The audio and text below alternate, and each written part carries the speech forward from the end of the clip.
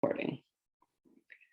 And hello and welcome everyone to the ActionKit Deliverability webinar. Today's webinar is going to be all about ensuring that your mail that you're sending reaches your audience. My name is Shannon Turner, Senior Software Engineer at ActionKit, and I'm joined by Randall Farmer, VP of Technology, and my colleague Karen Rowland. So we're going to be here. Karen, Randall, and I are all going to be monitoring the chat if you have questions as you go through, but let's jump right in. So this is the agenda for today. We're going to start off talking about the fundamentals of deliverability. And even though a lot of it's fundamentals, it isn't necessarily beginner level. There's still a lot of good stuff in here that even our veterans might want to pay super close attention to. Next, we're going to go into common pitfalls that good senders like you sometimes bump into. Next, we're going to go into how you can identify problems with your particular situation. And then Randall's going to talk about how we handle the tickets that you send in through our support system about deliverability. Then it's going to come back over to me, and I'm going to talk about Apple's mailing privacy protection and, of course, how to mitigate all of the problems that that has caused. And then finally, we're going to talk about ScorePool. So first up, let's talk fundamentals. So there we go. There is so much more spam out there than legitimate email. And so when you're sending email, it really does help to think like a mailbox provider. You're going to hear me and Randall throughout today's presentation talk a lot about ISPs or mailbox providers. We're going to use these terms interchangeably in the slides to come. So if you see ISP, you hear mailbox provider, it's the same thing. But these ISPs, these mailbox providers, they want to block spam and they want to deliver email that you've signed up for, and email that you want, and email that you interact with. This might seem like it's silly or obvious, but it can be a really helpful way to think about it. Now, all mailbox providers have an inbox and a spam folder, but it's also pretty common for other breakouts, like for instance, Gmail's priority inbox, Outlook has a focused inbox, Gmail has a promotions tab. And so when I talk about inbox placement, this is what I mean. Where in a user's inbox does your email end up? Does it go to spam? Does it go to promotions? Does it go to regular inbox? Does it go to the priority inbox? And the way these ISPs determine what is spam versus what is email is based mostly on user behavior. So how often do users interact positively and negatively with your mailings? And also your sending patterns. So how much do you send? What do your sending patterns look like? Do you send a whole lot all at once and then go quiet for a long time? Things like that. And I want to point out that I'm not even talking about the content of the email. A long time ago, content filters were much more important to detecting spam. But nowadays, ISPs are relying much more on how users behave. So whether they open and click, the pattern of the email that you're sending. So do you send at a steady cadence? Do you send at a spiky cadence? That sort of thing. So thinking about the things that are under your control, first and most important is signing up users the right way. If they don't expect your email, they're going to treat it like spam. And you really can't blame them, right? Because no one likes being signed up for email lists without their permission. Second is your content. And this isn't really about specific keywords or things like that, but really it's about content that is engaging and makes people want to open and click and not report your email as spam.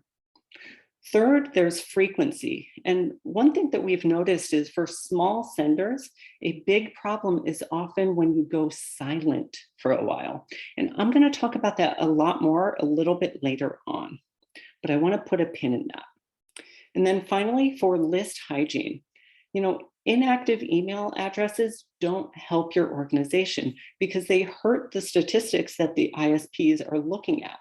And in time, they might become what are called spam traps. We'll talk more about what spam traps are later on and how you can avoid them. So first, let's start off with acquisition. Having high list quality doesn't just mean removing people who stop engaging. It also means being careful about who gets added to your list in the first place. You're going to see the best results from users choosing on their own to sign up on your website. And whether that's a homepage sign up form, taking action on one of your petitions, joining an event, taking a survey, all of those things. Now, we see a lot of clients using swaps and ads to grow their list, and that's fine, as long as you're very clear that users are going to begin receiving email from you. Where you get into trouble is where users don't actually opt in to receive email from you, or when your opt-in is technically there, but it's not clear and obvious. Basically, you should follow the rule of no surprises. Users should not be surprised that they're receiving emails from you. And when I talk about a clear opt-in, I don't mean fine print that technically covers the bases, but doesn't actually get read, or is unclear, or doesn't actually tell the user that they're going to start receiving email from you. At a minimum, they should see your logo on the page. And when you're thinking about how to grow and ways that you can grow your list, it's actually a lot better to get fewer users that are more active than getting a whole lot of users who aren't very active. Because if you're going to get the same number of actions either way, I'd recommend going for a smaller number, because from the mailbox provider's perspective, this makes all of your statistics, your open rate, your click-through rate, all of those things so much better. That helps your deliverability, that helps your inbox placement. Now for content, we're generally going to defer to your expertise and campaign insights, but we do have some recommendations. First off, if you're only sending fundraisers, this can hurt your deliverability because users don't click them that often. And to an ISP, that makes your mailing look less engaging. Make sure you're using surveys and petitions in the mix, because these get much higher response rates. And of course, redirect to a fundraiser using your after action for those surveys and petitions. Another thing is users will often complain when they don't like the content. Things like, guilt trips, or if the content feels hyperbolic or super repetitive. If it feels spammy, a lot of users will complain. So other than those things, these overall good practices and having a culture with your organization of testing to see what your membership responds positively to. Try different things and see what works. These can all help boost your engagement stats. And of course, those look better to the ISPs. You have a better sender reputation. You have better inbox placement. For frequency, it's really important to have a steady, even mailing frequency. One thing that may seem surprising is that for smaller groups, we often see problems when they send too infrequently. If you mail after a long enough gap, this can be like starting over from scratch. So try to keep up a regular cadence. I'm not saying you have to mail every day, but if you go for a very long time without people hearing from you, it can be trouble. On the other end, we also see some groups sending very frequently, several times per day. And eventually, over time, they end up getting their mailings delayed or rejected at mailbox providers for having sending patterns that look like spam. So try to avoid both of these extremes with a steady and regular stream of mailing. Now, there's a couple of ways to look at why it is that a regular mailing schedule matters for deliverability, and why it's better to have a steady rather than a spiky sending volume. And let's think about this from the ISP's perspective. If you're trying to figure out who is spamming, think about what they're looking for. Spammers are opportunistic. They send out as many messages as they can before they get shut down, because they're probably going to get shut down pretty quickly. So if you've sent nothing for weeks, and then all of a sudden you send to a whole lot more users than you had been, that's going to look suspicious. And the second thing is for very long pauses, not just how the ISPs see the email, but how do your users see the email? If they haven't gotten anything from you in a long time, you might be ancient history to them. And they might ask, wait a minute, how did I get signed up for this list? And it kind of sounds funny to me and you that a user would forget that they signed up for email, but it really, really does happen. And they might mark your email as spam as a result, and you want to avoid that at all costs. And then finally, each time you send, there's going to be some amount of churn that happens. You're going to have some addresses that in that time, they have become invalid for whatever reason, and those are going to bounce. And users are going to naturally unsubscribe. All of this is normal and expected. But if you haven't sent in a month, you're going to have a whole lot of bounces that would have happened that we're just waiting for that next mailing for you to send. And that's so much worse than having that same number of bounces and unsubscribes spread out over several mailings, right? So it's much better to have that all spread out rather than just all in one mailing, because that looks really bad because the ISPs are looking at the overall rates of these things happening. Next, let's talk list hygiene. We really strongly recommend using our re-engagement tool, which will allow you to only send to users who have engaged with your emails recently, and eventually unsubscribe users who haven't engaged in a long time and probably won't ever do it again. Now, the re-engagement tool allows you to define who you consider to be engaged, and it comes standard with a set of very sensible and useful defaults. So here in this screenshot, we can see that anyone who has joined the list for the first time in the last 180 days, or if they've opened a mailing from you in the last 180, or if they've clicked in the last 180, or if they've taken action from the mailing in the last 180, or if they've donated in the last 180 days. If they've done any of those things, they are considered active. But every day, the system is going to look and check to see, and this is all the criteria that you set up. We're giving you these defaults, but you can configure your own. The system is going to check, does someone not match any of these things? If so, let's put them on the re-engagement list. And so the re-engagement list is really useful because you can exclude people on the re-engagement list from your standard mailing stream and then send them re-engagement emails to try to win them back. Using re-engagement is also super helpful because when you email users who are disengaged, it comes at a really big cost to you. And this is because ISPs will look at that and see a lower open and click rate for your list. They're going to see a higher unsubscribe rate. They're going to see a higher bounce rate and a higher spam complaint rate. All of these things translate into a worse sender reputation. And you're not really going to get a whole lot for your trouble either. About 0.1% of users who have been disengaged for a year or more ever re-engage. Not great. So it's worth trying a couple of times to re-engage that 0.1%. I'm not saying don't chase that because it can be really valuable, but after a couple of tries, you're going to see very, very steeply diminishing returns. So try a couple of times and then let them go. Because think about it this way. You don't want to sacrifice all of your good inbox placement to your highly active users to chase after these users who are never going to come back. So as I mentioned, we provide that set of very sensible defaults to determine who's considered active. So users opening, clicking, taking action from your mailing within the last 180 days. But you can also configure these any way you like.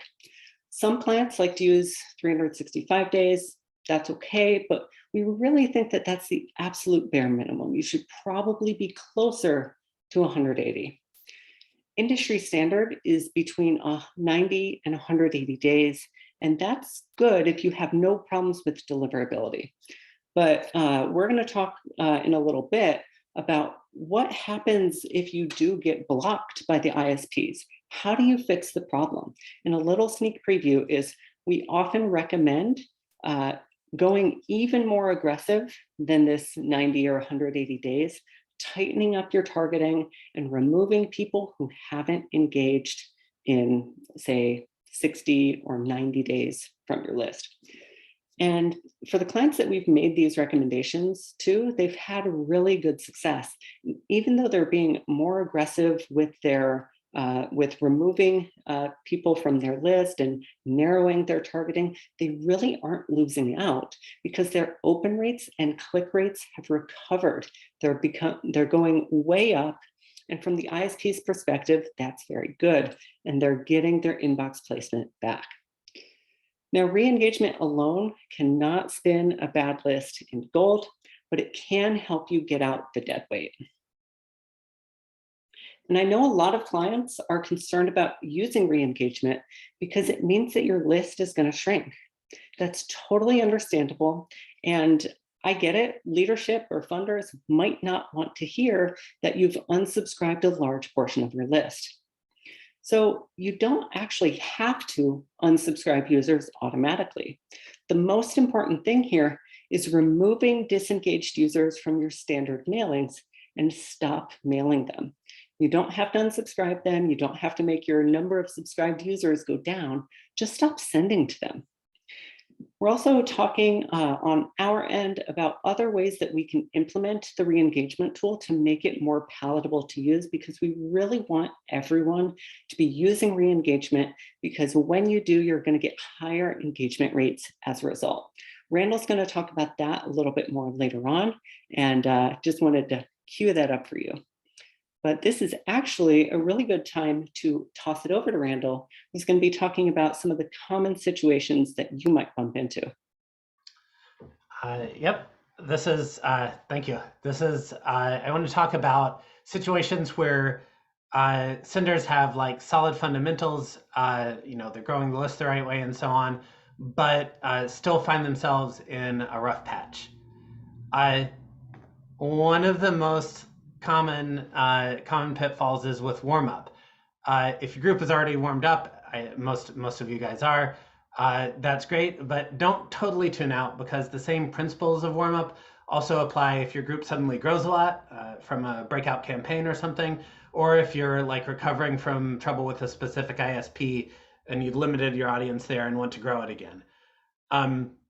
We have a warm up guide provided by SparkPost that advises you on how to do it, and it takes you through how many users you can expect to send to each day so that you're gradually ramping up your sending volume and not having Sue-Ann just said in chat that Judge Jackson is going to be Justice Jackson. That's awesome news. I love to hear that. That's great.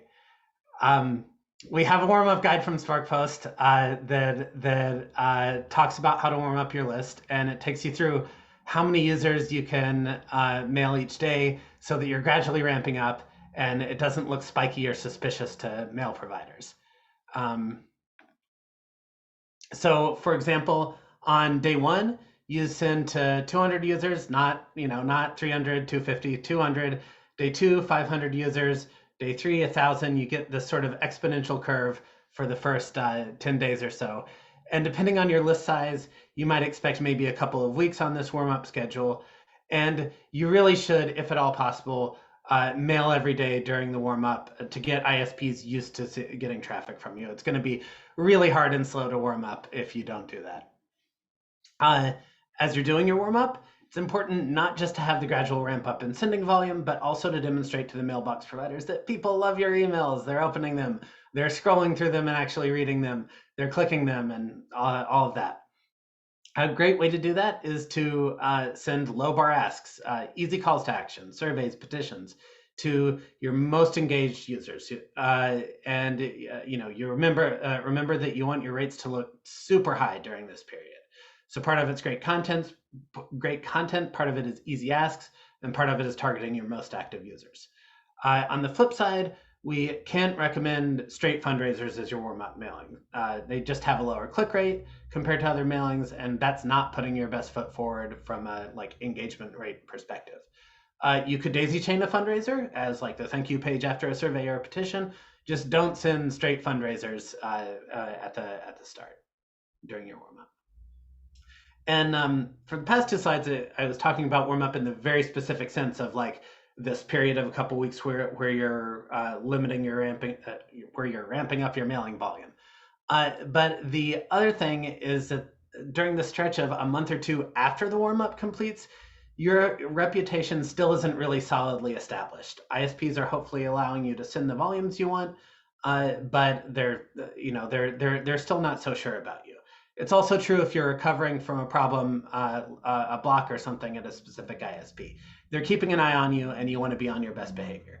So be consistent, send regularly, don't make sudden changes to your list or your targeting, and just broadly keep in mind that it takes a while to become established. Don't think warm up finished yesterday, now I can do whatever I want. It's also worth remembering that warm up isn't just a matter of time. It also takes mailings and engagement to establish the reputation. If you're sending once a week, it's going to take even after the initial 2 weeks or whatever of warm up. If you're sending once a week, it's going to take you longer to get a solid reputation. Aside from warm-ups, targeting often gets implicated when we look at deliverability in one of two ways. Sometimes someone writes us about an unusually badly performing mailing, but it's not actually a deliverability issue. Sometimes the mailing does terribly, but it's because it was targeted to an unusually inactive audience. A common situation is there's a day with multiple mailings. Your highest priority mailings take your active users, your openers and clickers. So the lower priority mailing is left with the dregs, the inactive audience. Usually it's something indirect like that. A poorly performing mailing doesn't actually have exclude openers and clickers in the targeting. So it can be tough to spot, but it's definitely something to look into if you're looking at a single mailing stats and saying, why is this so bad? Targeting can also be involved in real deliverability issues. We had a relatively new group that had just gotten out of the ramp up in sending volume, and they took a query for targeting active Gmail users, and they accidentally used it as an exclude. So what that meant was they were sending for Gmail only to their inactive users there, which of course made their rates look really low, and Gmail did take action against them. So the lesson there, I guess, is just really be careful with these restrictions and excludes, especially when you're in a delicate stretch like warm up or recovering from a problem with an ISP. One thing that Shannon's already referred to that we're aware of is that it's common for organizations to have a big pool of inactive users who technically never unsubscribed or bounced, but they also haven't received email since forever from you. These are the dreaded zombie users. They were already inactive users. They were already users you didn't really want to send to. Plus, now they haven't heard from you for months or more. If you mail them, you probably look less like a familiar name to them and more like a spammer by now. I want to reiterate what Shannon said earlier. Please don't mail them much on purpose. After your first clicky re-engagement mailing or two, diminishing returns kick in awfully fast. It's worth noting something else as well. As long as you keep the users mailable, you could mail them, and that would have bad consequences for your reputation. It might just take messing up an exclude once.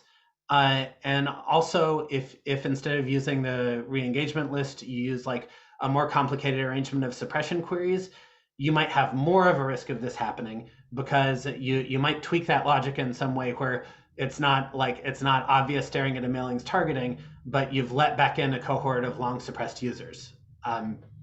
Again, some of them are going to be thinking, who is this? I know, again, people don't like unsubscribing users because they like a big number for funders or for publicity. I get it. You could consider picking a different metric to use with funders or on your homepage or so on, like users who have ever taken action with your organization or total actions ever taken always goes up. And if you've established that your sort of public number is going to be something different, then you can unsubscribe your potential zombies without fear. I know there are some big organizations that have done this. It's not unprecedented. If you don't do that, then as harm reduction, I would at least suggest taking a look under the gear menu, configure ActionKit. There is a set of options called mailer targeting defaults, and there you can take exclude queries or lists, and you can make it so that every new blank draft you create will have the right excludes by default. And just as an efficiency tip, excluding a list like your re-engagement list tends to be a lot faster than excluding a set of suppression queries. So if you're worried about the time it takes your drafts to build. The last problem I want to talk about is a good one to have. Sometimes your organization grows a lot suddenly. You hit a media moment. Your small group partners with a much bigger group on a campaign, something like that. The thing is, like, ISPs don't stop being suspicious of spiky patterns in mailing volume just because the growth is legitimate. How do they know the growth is legitimate from their perspective? So the principles for keeping the ISPs calm is a lot like initial warm up. You would start gradually mailing more and more of the new group, sort of transitioning from your old list size to your new one, and keep the content during this transition period low bar and clickable in order to keep the ISPs happy. I would also recommend mailing your old names and new names during the transition, not just focusing on your new names for a stretch, because the opens and unsubs and all of your statistics about your old names are much more of a known quantity, and it also avoids creating a long gap in the traffic to your existing base, which, like we talked about, can cause some problems. So I want to hand back off to Shannon, who can talk about how you identify problems with your sender reputation. Thanks, Randall. So first off, I want to talk about sender reputation, and I really want to emphasize that your reputation is not one single metric. It's actually something that every mailbox provider or ISP determines on their own. And if we really step back and think about it, it makes sense, right? Because if each mailbox provider is monitoring how its own users are interacting with your emails, then, for instance, Gmail might see a lot of positive activity and engagement, and maybe Hotmail, which is owned by Microsoft, maybe it doesn't see that much or the same amount of activity and engagement. So from Gmail's perspective, everything's great, but from Microsoft and Hotmail's perspective, they're a bit more skeptical of you. So every mailbox provider determines this on their own. And in general, you can get a rough idea of what your sender reputation looks like if you were to look at open rates by recipient domain. And your open rates shouldn't be that different between major ISP domains. And I really want to underscore major, because if you look at the very small recipient domains, you tend not to have enough recipients there to really form solid conclusions. So it's important to look at the major ones. One thing I do want to mention is, I say your open rates shouldn't be vastly different, but we can't, of course, assume that it's going to be perfectly equal either, right? There's always going to be some natural random variation, and some domains treat things differently. Like, for instance, we know that Microsoft is much more skeptical of bulk mail than, for instance, Gmail is. Another thing to keep in mind is that some types of domains are more likely to have turnover than others. So think like university or home internet provider email addresses. Those tend to have a much shorter life than a Gmail address, for instance. You might be wondering, Shannon, why are we talking about opens when we know that Apple's mailing privacy protection, MPP, is taking a whole lot of open data away? I'm going to get to MPP later on. We're going to spend quite a bit of time on that.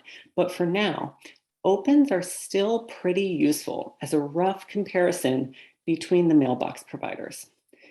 Every ISP's open counts, they'll show a little bit lower in ActionKit because some users are enrolled in MPP, but you really get enough data from the rest of them to have an idea whether an ISP blocked you. And I want to show you an example query where I'm getting the open rates by recipient domain for a given mailing. So this is a report that you could create in the query builder, for instance. And here I'm sorting this by the domains with the most recipients because I want to look at the major ISPs, limiting to just the 10 domains. And this is what you do not want to see. This is an example of the report results for the query that we saw in the past slide. This specific data is made up with Hotmail at 3% open rate compared to Yahoo at 19%, but we really have seen differences this stark.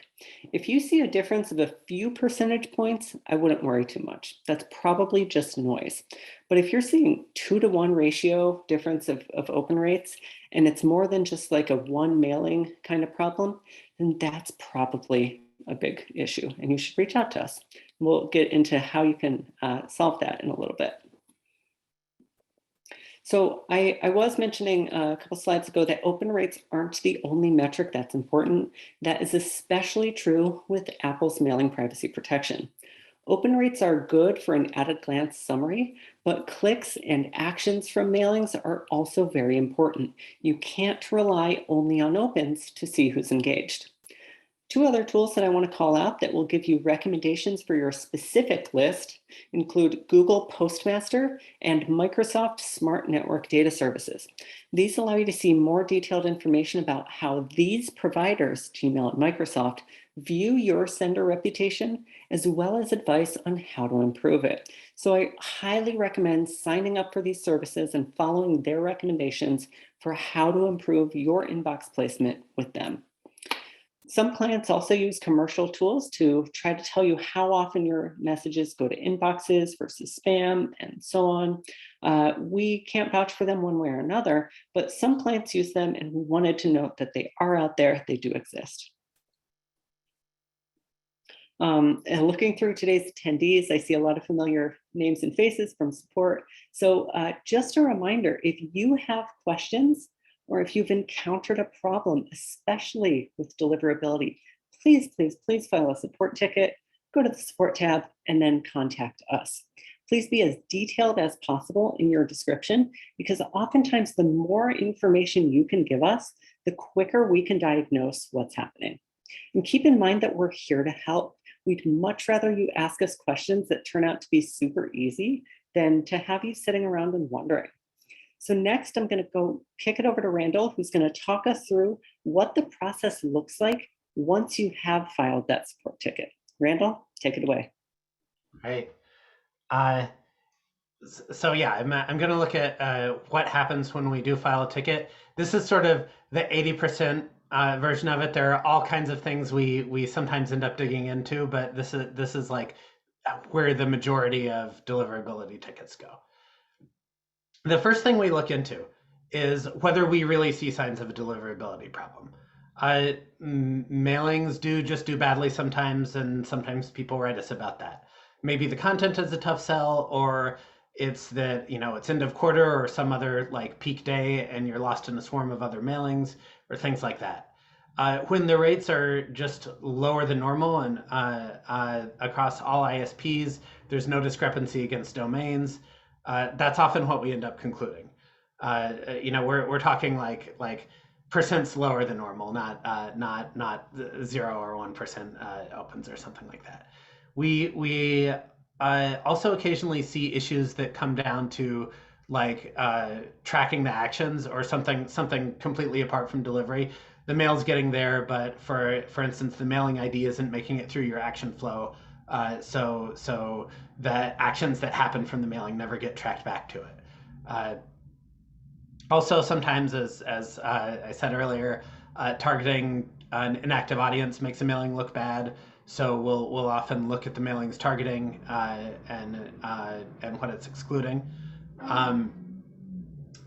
And finally, sometimes an ISP does behave like unaccountably harshly for a specific mailing. It's irritating. We would like to understand why it happens as much as you would, but sort of the operationally important thing is it doesn't necessarily indicate a broader problem with your organization's deliverability, especially if it's a small sin that it happens to. So when that happens, we tend to advise waiting and seeing. We'll come back and look more if this is a persistent problem, but we're not immediately going to ask for mitigation because there may be nothing to mitigate. If we think there's probably a problem, there are a couple of places we can look for both like what sort of problem it is and the potential cause.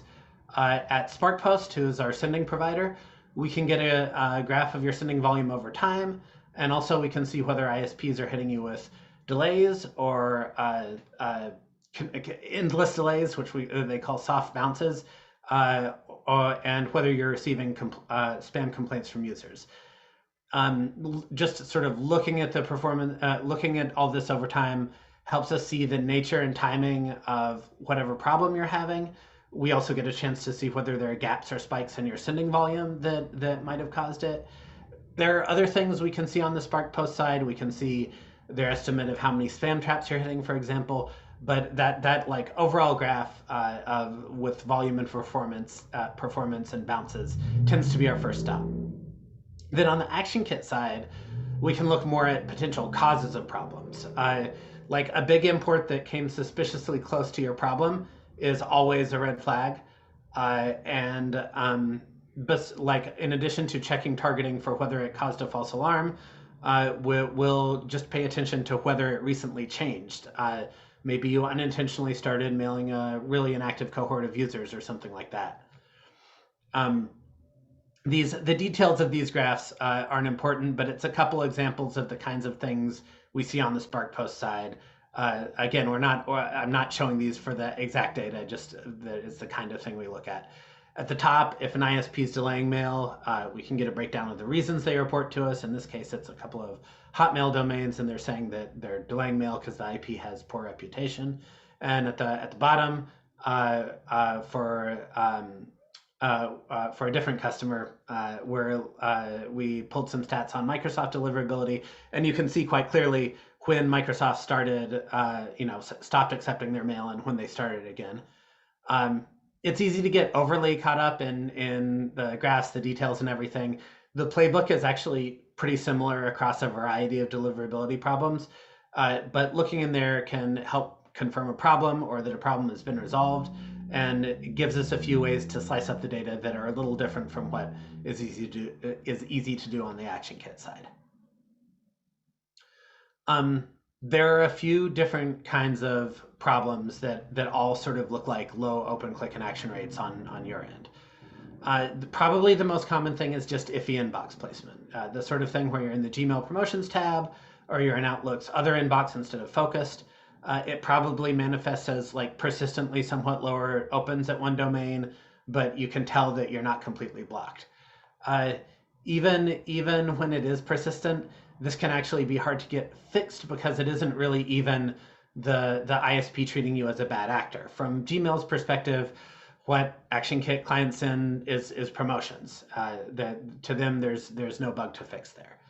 The next level down is some or all of your email winding up in the spam folder. That's obviously worse, and it's the kind of thing you can ask for mitigation for. Then, if an ISP is really mad at you, you might start seeing delays. And if a message is delayed for enough hours, SparkPost gives up on delivering it, and we call it a soft bounce. That is the ISP saying slow down, or even that you may be near completely blocked for a period. It's definitely a signal to back off on volume to that ISP. And finally, like you can get to the point where, say, there's a combination of soft bounces and bad inbox placement, and you have a near complete block at that ISP. Obviously, a place you absolutely don't want to get to. So, what do we do when there's definitely a confirmed deliverability problem? The different situations, they vary in how bad they are for the organization and how much ire they indicate on the ISP side, but the playbook for dealing with them is mostly the same. First, there's mitigation, and that is a fancy word for SparkPost asking the ISP nicely to unblock you. It's not a cure-all. Gmail just doesn't have a channel for mitigations. Microsoft, for example, will sometimes they'll do it once, and then they'll say, "We did it once, and your statistics didn't improve afterwards. No dice." They won't grant a second mitigation after a short period. Verizon has sometimes straight up not answered SparkPost in a reasonable time frame. But nonetheless, despite the pitfalls of it, it definitely has helped with some of these sort of bewildering and illogical seeming blocks where you're performing, great at Gmail and Microsoft, but Yahoo doesn't like you or something like that. Regardless of whether you get the mitigation you want from an ISP, if you're having a serious problem, you want to narrow down to your best users at that ISP for a while and grow your audience again. Again, it's like a new warm-up. You really are trying to establish a reputation, in this case, not because you don't have one, but because right now your reputation isn't in good shape. And finally, the digging into causes is actually a pretty important part of it, because whenever you're back on your feet, we want to help make sure you don't fall into the same pattern again, and just get in trouble again. The flip side of that is that we don't have a get out of jail free card. Most important, if users are not expecting your mail, they will treat it as spam, and the ISP will as well. To the ISP, that's the system working as designed, and they're not going to want to mitigate. In public interviews, even people who work in in email providers, postmaster office, say we can only tweak so much. The system is ultimately going to do its thing if your users don't act like they want the mail. There are sometimes organizations or consultants think they've worked out how to dance right up to the line, do just as much as ISPs tolerate based on experimentation they've done or what's typical for a certain kind of organization. First thing, this is inherently more dangerous on ActionKit. On shared reputation platforms where you and other senders are all sending from the same IP, then maybe your bad practices are partly balanced out by another sender's good practices, and other people are buoying you up, just like you're dragging them down. Here you are judged on your own. If your practices are bad, it is much easier for you to get harshly punished for them. Second, the second issue with trying to dance up to the line is the line moves. The strategy of trying to get away with as much as you can only works until it doesn't.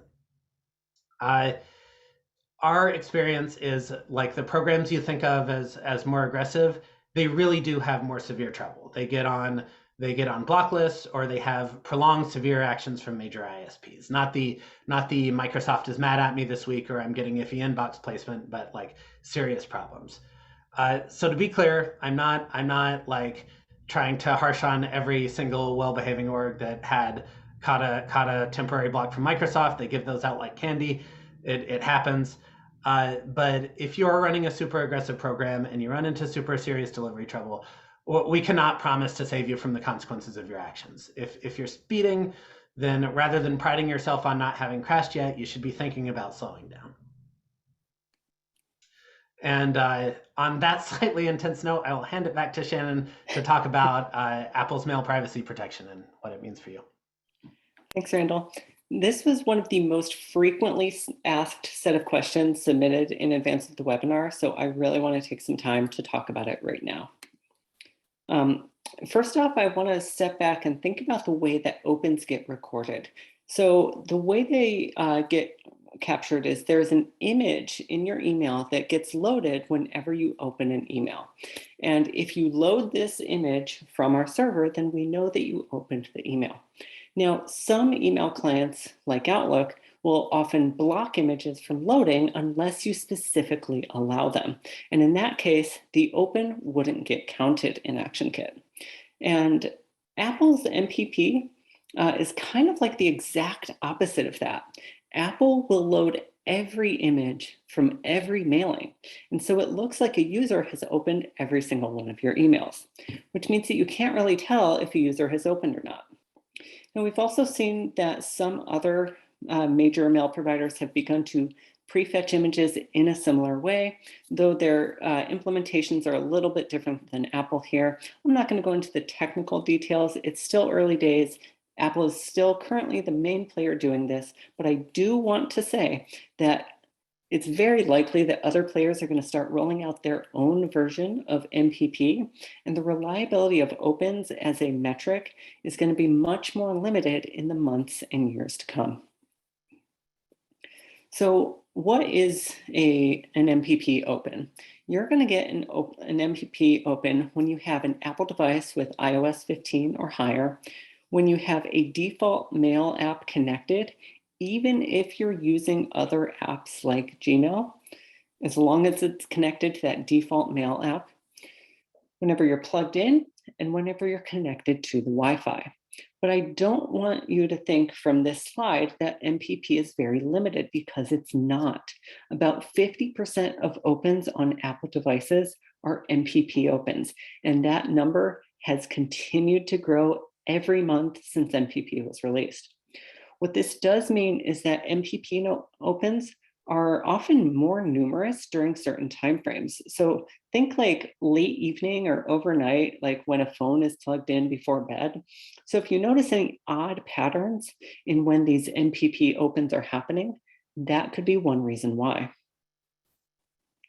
I also want to really emphasize that you cannot assume that if someone has multiple opens, that one of those MPP opens is real, because that could happen if a user has multiple devices with iOS 15, the default mail app connected, plugged in, and connected to Wi-Fi. So think if you had your laptop and your phone, both of which had your email on it. Now, it's really important to know that we only record real and confirmed opens in the core open database table. If you want MPP opens, you can find those, as well as the real opens, in the core open raw database table.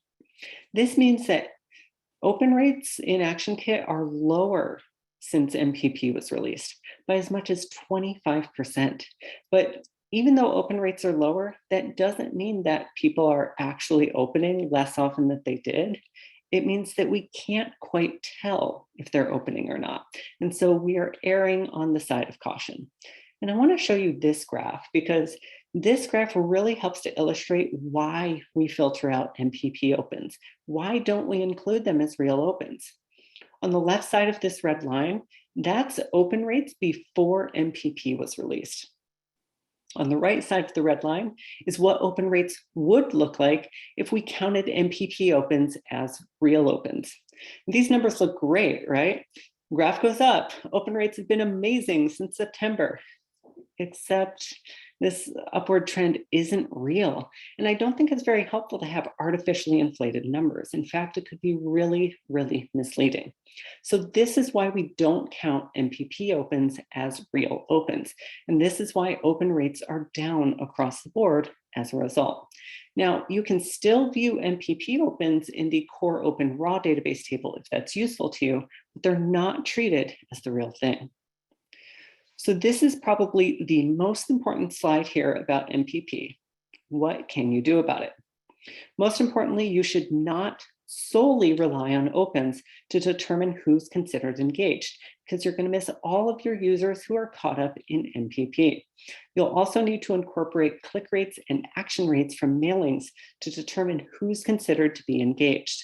Most of you are already doing this already, which is great, but I really want to emphasize this, because as opens become less useful as a metric, we really need to start looking elsewhere. And in a next section, Randall's going to be talking all about one of the tools that we've built to help you do just that. But finally, before I kick it over to Randall, I want to point out one thing that I think everyone knows, but I really worth making sure. Apple's MPP doesn't just apply to Apple-owned domains like iCloud.com and Mac.com and so on. It applies to whatever domain is connected to the Mail app. Randall, over to you for our newest feature, ScorePool.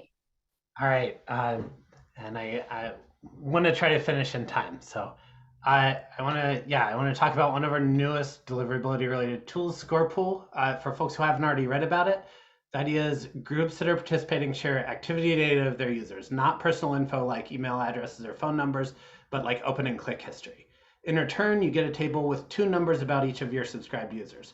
First, it has a number of days since they engaged with any participating group. engaged meaning open, clicked, or acted. Second, a score we generate with a machine learning algorithm to try to predict how likely they are to take action in the near future. We also put some caps on the numbers so people can't just like cherry pick out the 1% of best users, because we think that would lead to like a small pool of users getting mailed to death. The documentation has more about like exactly what these limits are. We started out on this last year. Shout out to Sam Trigger, who took it from like marshaling the data to like the machine learning steps and everything. Part of our motivation was Apple's mail privacy changes. If some open data is going away, then all organizations pulling their click and other data is a way to like recover some idea of like which users are active. We have 62 groups signed up right now. 28 have already used it in reports or mailings. If you want to join in and you're authorized to share activity data for your organization, the sign up is under the gear menu at the top right of your ActionKit admin. So what it's potentially good for, it can be good when you're targeting an active subset for like either a certain email or a warm-up type period. You can factor it into re-engagement. You could like try to keep better names for longer. Currently that takes custom queries. And you could use it to like check the activity of a subgroup, like a mailing audience or an old upload. Again, that requires custom queries. Really, for this first iteration, we are like trying to get the data out, and we know that folks will come up with creative uses for it. So I think a lot of the best uses haven't been figured out yet, but that's some stuff we've thought of. One thing I want to flag to be careful with ScorePool is this issue of zombie names we talked about earlier. If you suddenly start filtering your entire subscriber pool only by their ScorePool scores, then you're going to begin mailing a bunch of people that you hadn't been mailing for a long time. Some of them are going to say, who is this? And suddenly you're in spam trouble. ScorePool can tell you that this contact is like promising because they've taken action somewhere, but that still doesn't mean they expect email from you. There's no such thing as sort of an inherently good name that you can mail no matter what. Only folks expecting your mail are good to receive mail from you. As far as techniques for avoiding this problem, it doesn't come up at all if all you're doing is picking subsets of the main list that you mail, subsets of what you already consider your mailable full base. It also doesn't come up if you fully unsubscribe your potential zombie users, like we talked about earlier. As sort of a partial mitigation, you could combine a ScorePool screen with an activity screen on your side. So for instance, you're mailing people who have a good ScorePool score and also have been active with you in the past 90 days. I think it's a pretty tricky problem, and I wouldn't mind having better tools to help you deal with it. Things ScorePool can't do. ScorePool or any data source will not let you slack on the basic good practices we've been talking about. You can't clean a list of users who doesn't expect to receive mail from you. Users added without clear opt-in are going to think your mail is spam, and it's hard to blame them.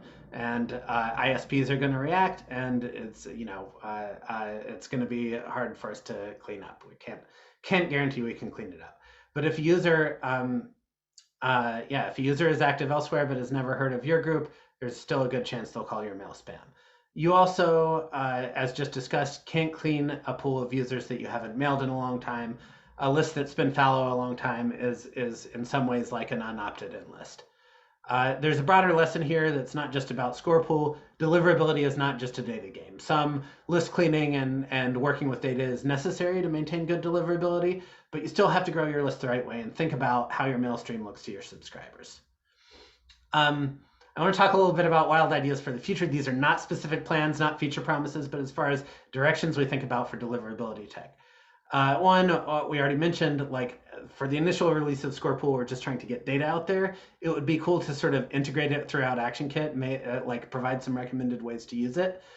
Two, we have a few features now that warn you before you get into trouble, like Shannon built a warning that often fires when you suddenly increase your volume, which is a major pitfall. I would like to have more yellow lights that sort of intervention before you actually get in trouble. And as Shannon mentioned earlier, it would be interesting to think of to try to work out an approach to re-engagement and avoiding mailing zombie users that doesn't have this problem of unsubscribing a bunch of users and lowering your top line numbers that you give to funders. We're interested in your ideas. All right, so we've reached the end and we have just come in at time. So I want to say thank you. I know that we covered a lot of ground, but folks entered in so many questions, and we covered as many as we could, but some of them were super specific, and I think they would be better sent in as a support ticket. So please send in your questions to support. We'll be looking out for them. You're going to get this recording from us, and thank you all so much for participating. Really hope you found it valuable. Thank you.